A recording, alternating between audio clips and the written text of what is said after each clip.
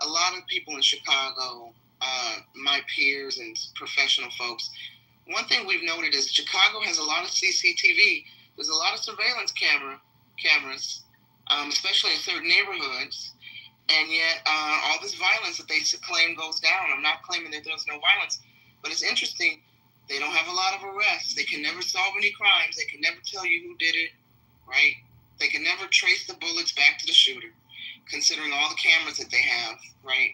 And then they want to blame it on lack of police and the politicians. And it's like, okay, all this technology and surveillance you have in the city, but you don't know who the shooter is. You don't know who's committing the crime. You can't make any arrests. The cases go closed. The cases go cold. Very interesting. Well, I've watched a lot of documentaries on that in Chicago. I've done some extensive research on the communities that were displaced from major project buildings and then scattered throughout certain neighborhoods. And what I did find from several documentaries is that there are a lot of corrupt officials in those police departments, and they conduct sting missions and also commit crimes under veils and masks. And they have detention centers within these cities that aren't known to the public. There's actually been cases of families who have found out about those centers and they sue and they get paid off and it never makes the news and so forth and so on. So very, very multi. Yeah, that's a lot of that speaks to some of the theories that a lot of Chicagoans, a lot of natives have about some of the violence here. Again, we're not saying it doesn't exist, but the media blows a lot of it out of proportion. And sometimes, residents do as well. But I guess it all depends on the proximity to the violence, right? I remember it's like when I first moved to LA, and folks would say, don't go down to Watson Compton. Don't go down to Watson Compton. You'll be shot, this, that, and the other. And I remember the first time I found myself having to go down to these areas to handle business and how nervous I was because of all the violence. You're going to be shot. And I would hear on the news and TV. And then I finally would go down there for my first time, and I'm like, what's the problem? It's just a normal neighborhood. It's just a normal city. Nobody's fucking with me. Nobody's following me. There's not gangs and, causing havoc on the street corners. There's no drive-by shootings. Again, not to say these things aren't happening, but it's just wild. Once you actually live in a situation versus take the narratives from the media. I'll say this and I'll land. There was even a white guy, I remember at the time, for one of the news channels out there. He had the same kind of fear. So he took a camera. He documented for the news channel. He said, I'm going to go down to Watson Compton, one of these black-ass neighborhoods that they tell folks, don't go down, she'll be shot. I saw the violence. He decided to go down there with his two-man film crew to walk around this neighborhood as two white dudes with a camera crew, with a camera and a microphone, to see what would happen. You know what happened? Absolutely nothing, right? And so he went in expecting violence and chaos and racism and to get beat up. And, he ended the day enjoying probably some Roscoe's chicken and meeting, vibing out with the culture, right? So that's why I always push back when folks, especially, not giving you a shit, JB, because a lot of folks do this. Chicago's a war zone. Chicago's the worst city. And sometimes the people say these things and they've never been in Chicago. They've never visited Chicago. They take it from the news, right? And it's like, our mayor, the mayor down there and mayors before him, they've not pumped billions of dollars in certain areas of this city, gentrified the city, moved, the unsavory elements, pushed them out of certain neighborhoods into the suburbs, which many suburbanites don't like, right? They haven't done all this to feed and foster the bad elements of Chicago. So I hate when our people, and I mean fellow Chicagoans, help the media push this false narrative that Chicago's a war zone, and it's not. Like, because when you say that, to me, I translate it as you're saying, all of Chicago, you can't go there. You'll get shot. It's bad. And that's not. I said that as it relates to the surrounding communities, of which I live in one. And I understand that 100%. And you said that moments ago, and I figured that may have been your perspective, and I totally respect it. All right, so I'm going to take a minute on the mic. Othello came in expecting this to be a white space, and he started with the insults, and he was expecting to hear that 13% of the population is for over 50% of the homicide. But Goat and I broke that down once, because it's not 13%. You say half of Black Americans are male, that's 6%. Then you say 6% is, then you have to go by age, right? Because the youth tend to be in all demographics, not just Black Americans. The youth tend to be risk prone, pro-life.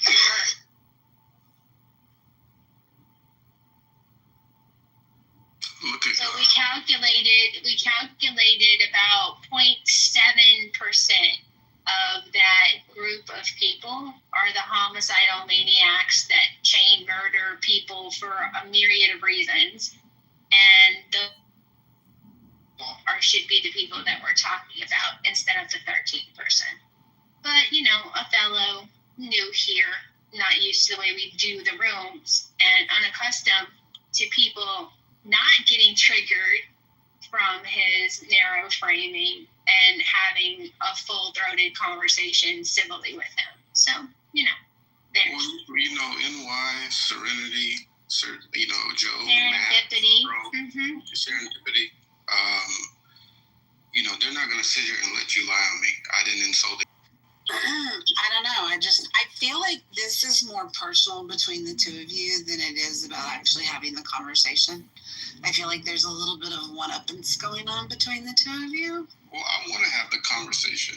And then when I actually started to see, this is the thing, they love talking about the data points. Who's they? But certain people that bring up these demographics, and just like how you were able like to... you brought up the demographics. I didn't know y'all had an No, issue. Serendipity, no, it's fine. I'll behave, I promise. You just brought up like specific data points on Black homicide rates. Do you disagree? I thought you would agree with that framing. Hold on. No? Where someone like Certainty, right, in NY, they're able to explain the nuances from within these communities of why certain things are the way they are. You don't care about that. Wait, you're telling me that I'm wrong? That 0.7% of the 13% are responsible? That wasn't nuanced enough for you? You need people like Certainty. I'm holding on tight in the mouth, holding on. You need people like NY who can explain to Joe, right, who will never go into these neighborhoods, or a lot of the white people in this room, even you, who will never go and rub shoulders with these Black people, right, and give you the nuance of why things are the way that they are. And even when I gave you a nuanced perspective on the crack cocaine that was introduced by the government into Compton, that was the first neighborhood where the crack was introduced and planned to be infiltrated into these ghetto neighborhoods in the 80s by the mafia, by the government, according to Gary Webb, who was later killed. And his movie, his feature film, Kill the Messenger, explains what happened, right? As soon as I said that, you said, oh, we're going to blame the white man. So you don't want to hear the nuances of how these situations got to the way they are. You just want to talk about the statistics to push your own agenda, which I think is Black genocide. Wait, whose agenda is Black genocide? Who? You and just like, I apologize, Darian Deputy. These same rooms talking about the same talking points on and pull up the same statistics on Black people and our homicide rates, right? You guys, when it's time to talk about the nuance and it's time to talk about Black trauma, and it's actually trying to talk about how we can get out of this mess, you don't want to hear that. You don't want to hear how it got there, and you don't want to hear about what we can do to fix it. All you want to do is push those rates, right? So that they can do what they're doing now, and that's send in the National Guards and have police states. That's your agenda. And that's these white men's agenda who came in with those original statistics and then disappeared once I came with the statistics on pedophilia in the white community. Here's if I may add, here's a principle I try to follow, because just so that it results in peaceful conduct, right? A lot of folks misconstrue the definition of a debate versus a conversation. See, if I'm going to participate in a debate, the first thing that needs is equal and unbiased moderation, right? So if you invite me to a debate, especially on Clubhouse, it's most likely that I'm not going to attend if I know that there's not going to be balanced and unbiased moderation. That's number one. Number two, if you're having a conversation, right? A conversation is where both parties or all parties involved in the conversation can have dialogue. One party is going to take whatever information that they can from that dialogue, whether it's a refresher that they already know or it's new information that they're learning. And then the other party is going to do the same, and you're going to walk away enlightened, or like I said, refreshed. So I think a lot of times folks are trying to have conversations with people who are trying to debate and vice versa. And I find that to be unhelpful. Well, the app. Roland Fryer in the Jumbo Twitter. 13-year-old speech in Barcelona about education and about how he observed the successes in limited resource schools, still producing scholars, still producing children who academically achieve. And what he found was bribe the kids for good grades, have an environment and a culture in the school that actually fosters recognition of academic achievements. It's a great speech. It's 80 minutes long. I can bring it on a replay to Clubhouse for people who are really solution-oriented like I am, but not right now. But I do invite people to check it out because he's a brilliant economist, and I think he should be listened to, despite the scandal of his accurate research reflecting poorly on the mainstream media narrative that Black men are hunted for death in our country by police.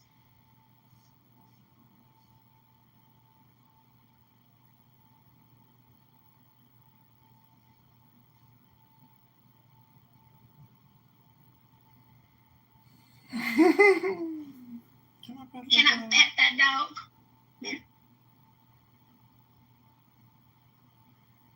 I want a puppy for real.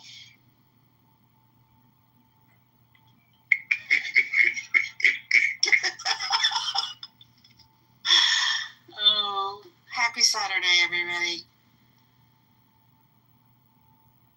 So I admit to being annoyed and irritated and mildly aggressive, but serendipity was all wrong. I think because of prior experiences, both of your arguments are a little disingenuous. Well, okay, now you've got my attention. What part did I say that wasn't? No, ma'am. Seriously, don't tell me I'm a disingenuous and not tell me how. I don't think it has. What did I say? Okay, are you going to let me talk? Are you going to let me answer the question? Yeah, because I need to know. Okay. let me answer the question. I don't think that either one of you statistically said anything that was inaccurate. I think it's the tone and the inflection and your engagement that is disingenuous. Well, explain to me how. Because I don't think you're using disingenuous correctly. You can say irritated, you can say obnoxious, you can say arrogant, you can say smart. Correct. But when not disingenuous. When all of those things apply to a conversation, you are engaging in that conversation disingenuously. But I'm not. I'm highlighting hypocrisy and the double standards. And the fact that he doesn't give me the 0.7% and recognize that that's as nuanced as you can possibly get, and just recognize the parts that I'm right. I've never disputed his data. Never. So I think you're wrong on this one, friend. And we can agree to disagree. We can. Always right. Accurate. I did not realize, because I don't typically, when you engage, here's the thing, Monica, when you engage genuinely with people that you've just met and you have these conversations, there's a much different air about you than there was with Othello. That's my only point. I've heard you have these conversations, and I've heard you have them really well. Because no one has the data that I have. No one took the time to look up the data. The data that you have is on the government website. Of course. Yeah, but what I'm saying is no one even cares to look.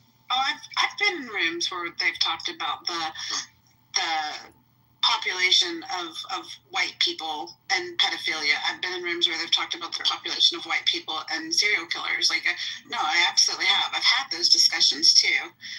I'm just saying, I don't think that either one of you were really interested in actually having Othello. I'll be quite honest, my impression of you, this is why I was a little bit taken aback by how I felt Monica was treating you. My first impression of you was I felt like you were very reasonable. I felt like you were not emotional. I felt like you were trying to highlight things, and when you explained your whole premise behind, pointing a mirror at other people, like all of that resonated with me. I felt like there was a lot of genuineness there. It took me, probably because I don't know you, it took me a little bit longer to determine that, okay, you and Mon obviously have history. And so some of this just passive aggressive back and forth, like I said, it just doesn't necessarily do well. But I mean, I thought you've been most pleasant and most polite on the stage.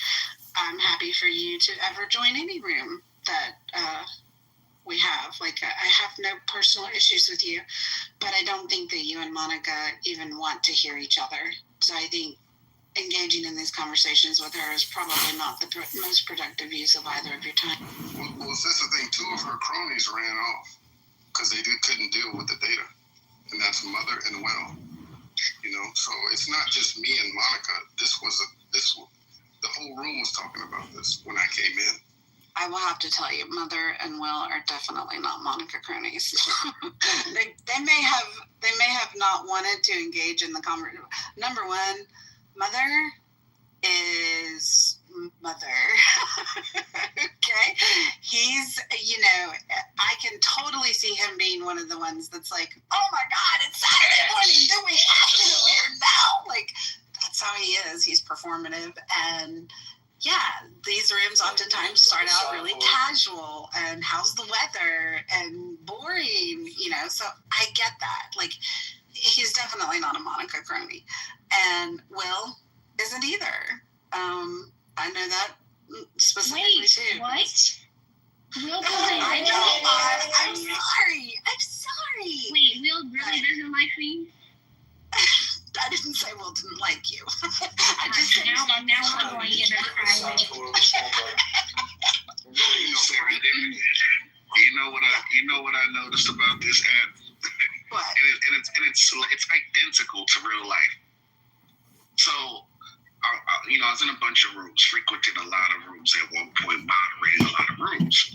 And I just noticed the pattern of Black folks arguing about the fact that Black men don't marry Black women, or if they do, they take too long to do it, and so forth and so on. And there was just a reoccurring, consensus of that, right?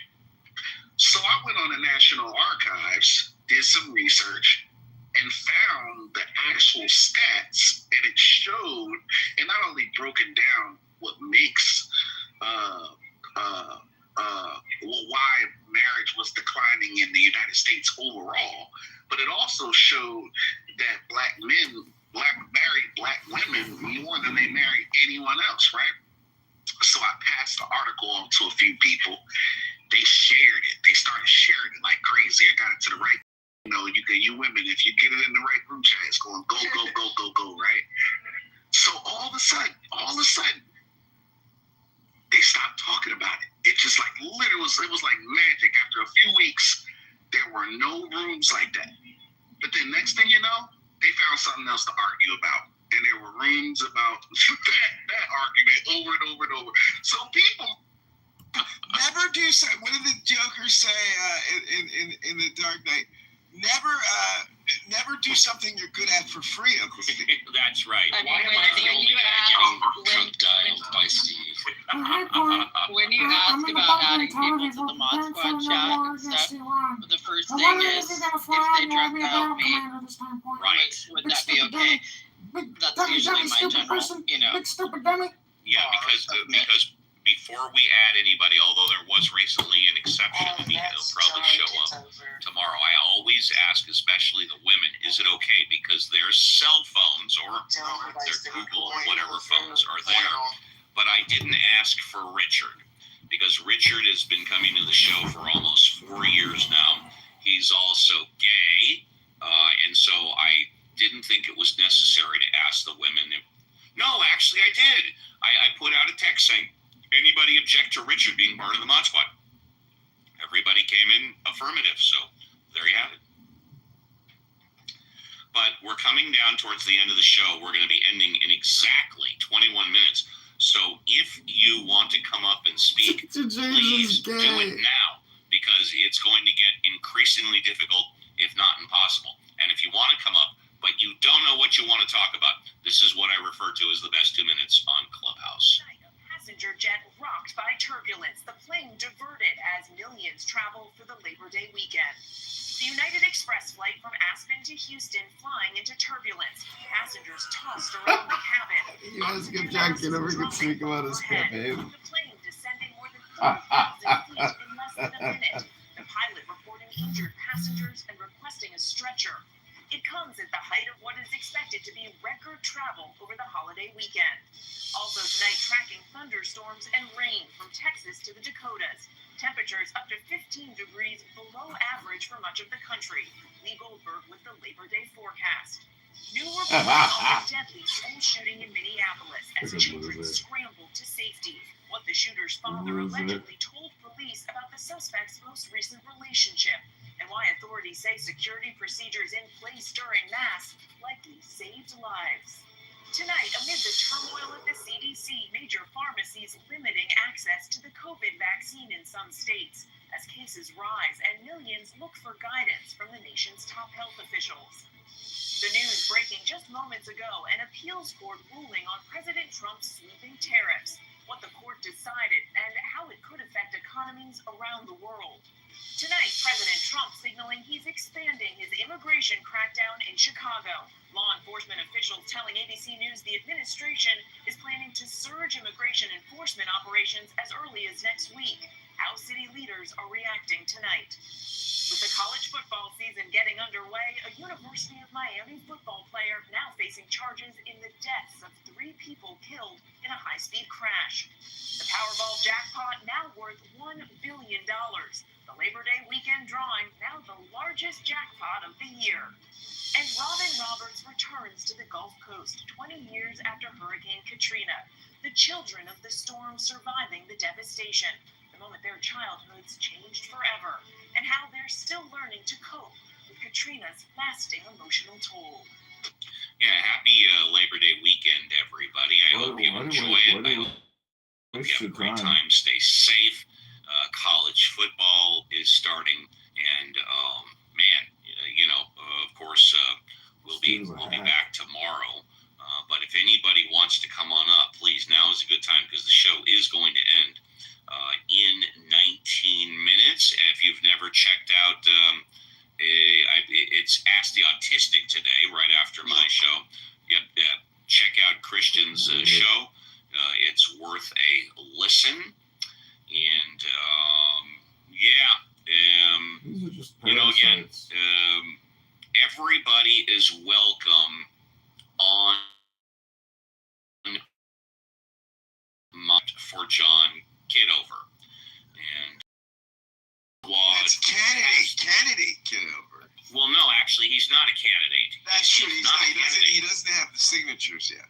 Yeah, right. So he's not on the ballot. How much therefore, people he's not paid to do this, Steve? Like, people charge. Paid to do what? He did pay to do what? To collect signatures. They're minimum wage. You told me. What? Some people want as much as $15 a signature or $10 a signature. You're kidding me. To go and no shit. Yeah, this is a real. It's a real business. Oh yeah. People go and hire themselves to candidates to collect signatures. I would have figured it would be minimum, and I see these people hanging out in front of the market or whatever, and sometimes I'll take a listen to them, and sometimes I'll sign, and sometimes I won't. It just depends, what they're doing. Sometimes I want things on the ballot, and sometimes I don't. Uncle Steve, would a candidate's participation or lack thereof in the lifestyle affect your support for them?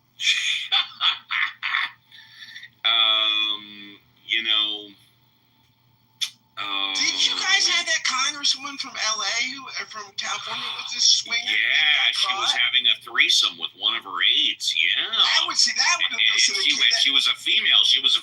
I would vote for her re-election for that. Yeah.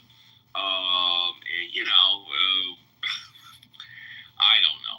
I could never run for office because I've got way too many skeletons in my closet.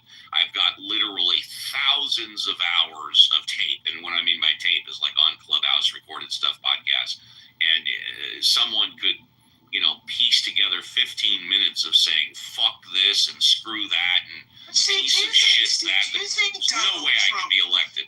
Yeah. Do you think Donald Trump has changed this? Like, has moved the goalposts? And I think that pre-Trump, right? I think your anxiety about your skeletons and stuff is probably reasonable. But don't you think in the age of Trump, I mean, what could disqualify you now? Trump, well, firstly, okay. Other candidates could do the exact same thing as Donald Trump, and they would be out of politics immediately. But a lot of this stuff slides off Trump. Take, for example, what's his name? He was on Saturday Night Live, and he was a senator. Who was it? Al Franken. Franken, right. Okay. Now, Al Franken was accused of doing horrible sexual things. Never forgive Gillibrand for doing that. That guy should not have left the Senate. I was just going to say, and firstly, we don't know if he did or not. I don't know. But his arm was twisted, and he voluntarily left, was arguably pushed out, but he wasn't recalled or anything. The word is, and again, I don't know that much about it, is that it was all bullshit. And then, of course, I guarantee you that he will always regret doing that, walking away. And Mitch McConnell defended him. Mitch McConnell said that what we should do is have a Senate ethics hearing, like we would do for any senator, and he probably would have gotten some sort of reprimand. Hey, be more careful. But that was all about Roy Moore. That was about the Democrats wanted to look better than the Republicans, and Roy Moore was running, was it for Senate or whatever in Alabama, and had was picked up girls in malls or underage girls, and Gillibrand wanted to look like the Democrat. We clean our house, right? We're not like these Republicans that run these people with all these skeletons in their closet. And Al Franken became the sacrificial lamb of the sort of purity, and it was a travesty. That woman was what she did to him, and he was a good senator. That guy actually went to work. He did his committee work. he actually enjoyed the Senate. I mean, he was not a do nothing. It was terrible that guy. Then you have the senator from Iowa or Idaho. Is it Larry Craig? Which one is it, Mod Yeah, Squad? Larry Craig. I'll tell you what, man. He was. If you're he was looking for a Republican. Dance.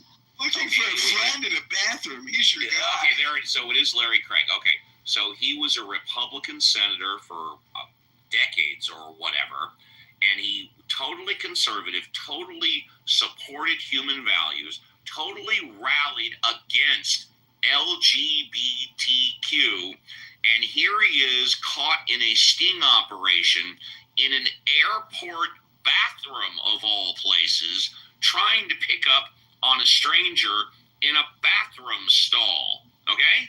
So talk about the hypocrisy.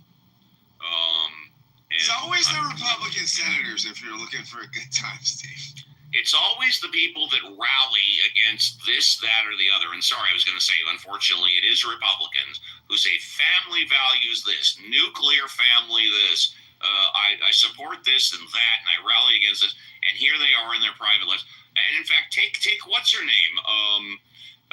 The new representative. She's got 4 kids. She's about 40 years old, in her 30s. She was caught. In fact, she apparently was recently hospitalized. Total Republican values, had no experience. And here she is at a children's play on Sunday with her boyfriend grabbing his crotch, right? What's her name again? Lauren, that was not Laura. That was who was that guy or something? Yeah. Giving the hand. Lorena. No. Wait. No. Who was it again, please? Lauren Boebert. Lauren Boebert. Yes. No experience. Has 4 kids. She gets elected to Congress. Total conservative, allegedly. Totally rallies in favor of traditional family values. Her boyfriend is a man who owns a drag nightclub, a drag bar and grill, and then she's in a Sunday matinee with the boyfriend, a children's program. He's grabbing her tits and she's grabbing his crotch. Okay, great traditional family values. There's so much bullshit. Boebert, though, has given us a new term in the lexicon. When I'm in a movie now with a woman, I sometimes lean over and I say, any chance of getting a little Boebert action? Exactly. So, people in politics, they used to be, and in fact they still are, they have as much credibility as a used car salesman, and a used car salesman probably has more credibility. Uncle Steve, do you make out with the date in the movies? I mean, my feeling is now, I just went to the movies. I spent so much money. I haven't been to the movie theater since before the pandemic, I'll tell you. I spent so much money on this date at the movies. I wouldn't make out because I feel like I want to get every minute of the movie. I'm spending, I think it was $17 or $18 or something for a matinee. I mean, I'm not missing a second of it. That's exactly right. I haven't been to an actual theater since before the pandemic, but something that might bring me back in for the first time in 5 years would be the new Bruce Springsteen movie, Road to Nowhere or whatever like that. The new Bruce Springsteen movie, which is coming out in a month and a half. I might go to the theater for that one. But other than that, I just wait for him to come stream online or whatever like that, and cable and watch them. So let's see, we got 9 minutes left. It's time to say goodbye. Christian, would you like to say goodbye? Christian going once. Christian, yeah, please do. Yeah, thank you. And I would like, and honestly, I think I only got here in the first, maybe since like 8:45, so I haven't been here for